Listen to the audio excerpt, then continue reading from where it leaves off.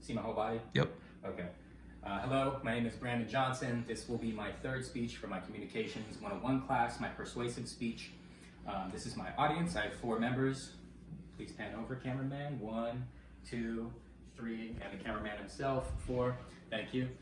All right, without further ado, let's begin. After my speech, I'm going to pan around to the people again, and then flash my index cards to the camera. All right? Okay. Have you ever thought about what you want to do with your body after you die? Do you want to be buried in a cemetery somewhere, or maybe cremated and have your ashes put into a ceramic urn or spread across the Grand Canyon or something? It's a morbid question, certainly, and if you're like most people, you probably haven't put a whole lot of thought into it. After all, I mean, how significant can it really be? You'll be dead, so who cares, right?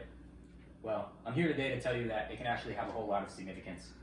It's no secret that the world has provided much to us during our time here on Earth.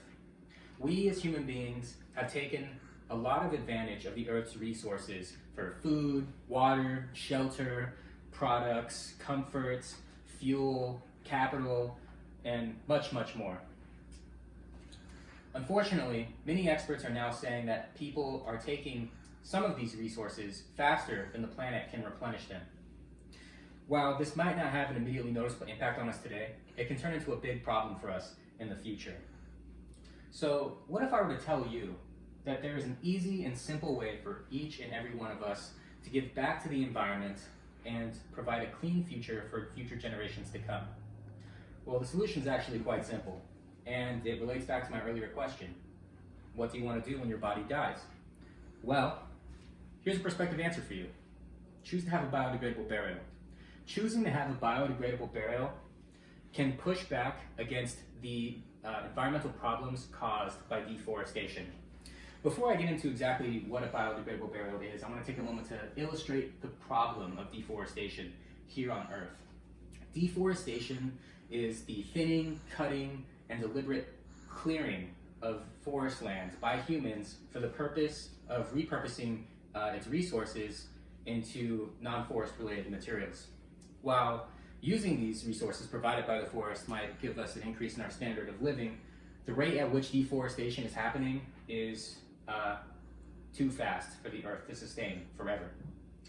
According to a 2020 report by the Food and Agricultural Association of the United Nations, the area of primary forest worldwide has decreased by over 80 million hectares since the year 1990. It also goes on to say that at the current rate, the rate of deforestation is estimated to be at 10 million hectares per year.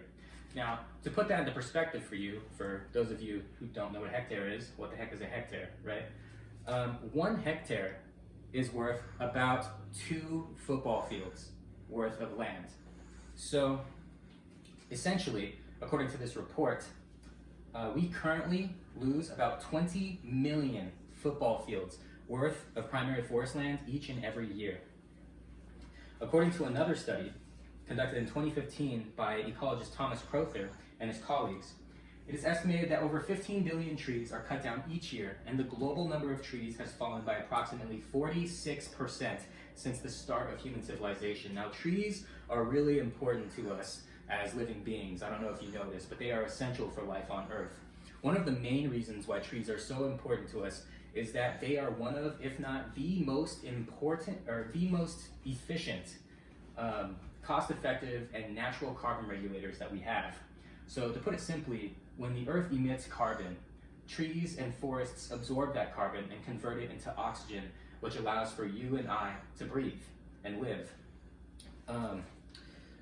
Another reason why trees are so important is that without them, the presence of greenhouse gases would continue to accelerate to an extreme point, and it would negatively impact global warming in the future, or increase the rate of global warming in the future. Now that you know the negative impacts of deforestation and the problems it can cause for us in the future, let's talk about how we can combat it. Unfortunately, deforestation is something that's going to happen so long as there is an economic demand for it. But something easy that we can all do to help slow down the process is to choose to have a biodegradable burial. Now, a biodegradable burial is essentially just any kind of burial that allows for the body, or if available, the casket or capsule that it's encased in to be broken down by the earth and naturally absorbed as nutrients. There are a few different ways that you can have a biodegradable burial, and I'm going to take a moment to list some of those ways for you, or some of those options. The first option is to place the body of the deceased in what's known as a biodegradable casket. A biodegradable casket is basically just any casket that's made of naturally, environmentally safe materials such as wicker, bamboo, wood, straw, or any other material that's easily broken down and able to be absorbed by the earth. Another concept I have for you is what's known as a tree pod. You put the ashes or body of the deceased inside a tree pod, which is infused with seeds and saplings that break down and absorb the body as nutrients and eventually grow into a living tree, which actually serves as a great memorial site for your loved ones.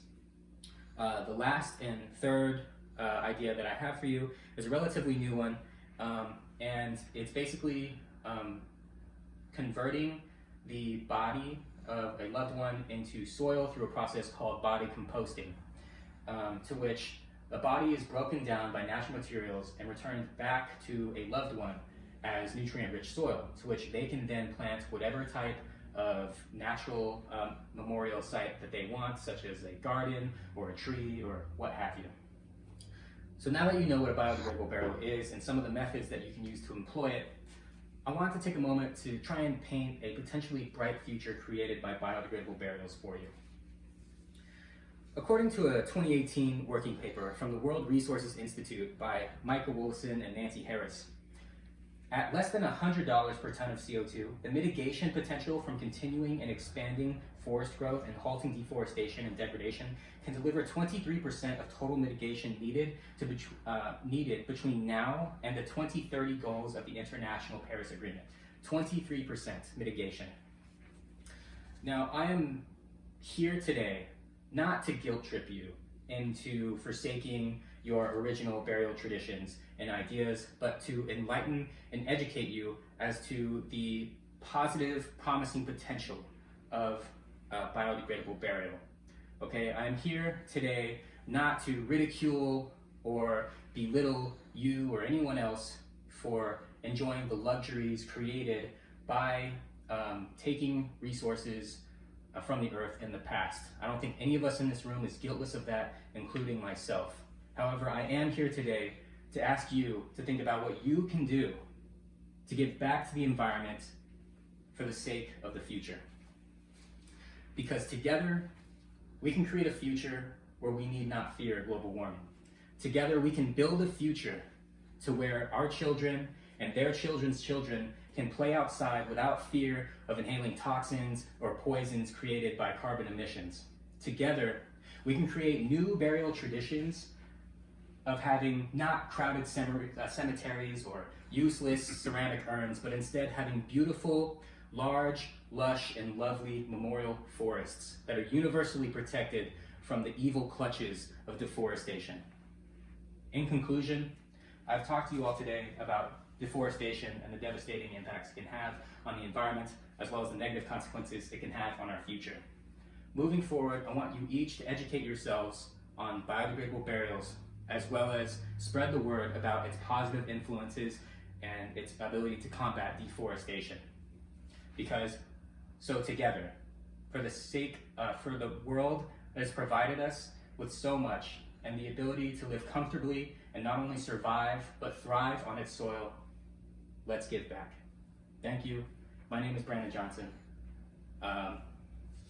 Video still rolling? Yeah. These are my audience members.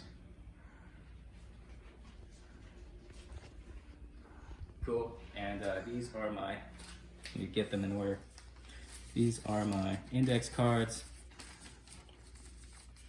which I basically just have the source materials written on them. It's my source 1, source 2, source 3. Good? Okay. And on that source 3 at the top, it's basically just a little guide for me to keep track of where I'm at during the speech. All right, I think that's all. My name is Brandon Johnson, and I will upload this for you to watch. Thank you. Have a great day.